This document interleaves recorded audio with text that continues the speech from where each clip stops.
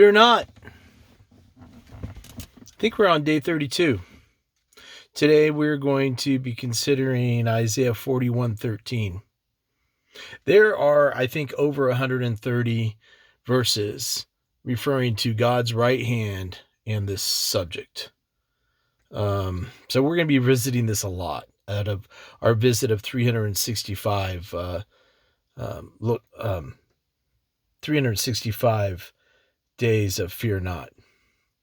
So I'm going to get right to the verse and then share some personal insight and see if we could all help each other. Isaiah 41:13. For I am the Lord your God, who takes hold of your right hand and says to you, do not fear, I will help you. Takes hold of your right hand, says, do not fear, I will help you. So, like our hands.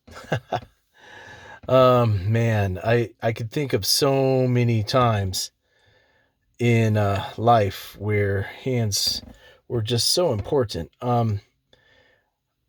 This is my left hand, so I guess I probably should be showing my right hand.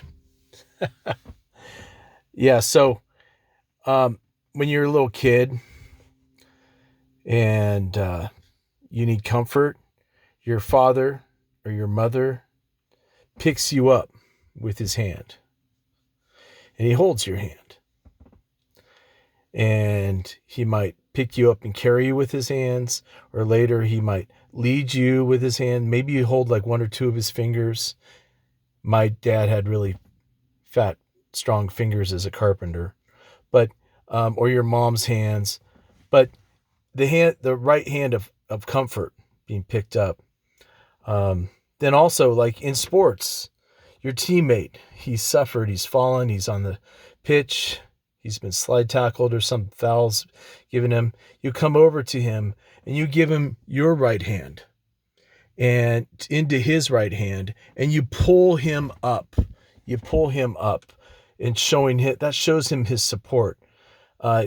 Usually it's really awkward if you take your right hand into his left hand, because you have to do a cross-body kind of thing to pull somebody up off the ground. So it's usually right hand to right hand. You could do all kinds of things, like say that by using your right hand, it shows you're not going for your weapon, your sword. So that's why people shake hands. I don't know if that's really as much in our culture anymore. But I can tell you that for each one of my children, there was the special time when the baby's handed to me for all four, and I hold them, I cradle them in my left hand, and then my right hand, I let them squeeze this finger. Each one of my four children squeeze this finger, and I'm talking to them softly, and I'm looking right at them, and I'm saying in some way, I'm saying the kinds of words like, I'm here for you, I'm your dad. And there was also that magical time. Do you remember? Maybe it was by accident, maybe it was on purpose, when you held your spouse's or your girlfriend, or maybe you remember a girlfriend's hand, or if you're a girl, your future husband's hand, or that magical tingling, you held hands. That was special. So think about all the times in Scripture. There's so many times where the Lord's hand is not short to save. In this case, we'll reread it. We'll reread it here. Isaiah 41:13. For I am the Lord your God, who takes hold of your right hand and says to you, do not fear, I will help you. You could turn this into a simple prayer.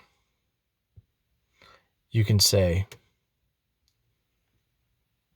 the great I am, my Lord, my God, you take hold of my right hand, and I hear you say, do not fear, And I ask, will you keep helping me? Please be present and please help me be aware of you around me and helping me today. You could also say this prayer for someone that you're thinking of and put their words into it.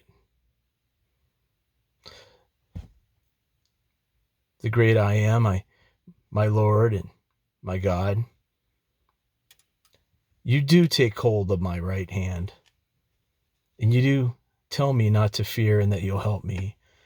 Can you help me now? Can you help me have that same assurance for this person or that person in their moment of confusion or weakness, or that they need to feel the same strength?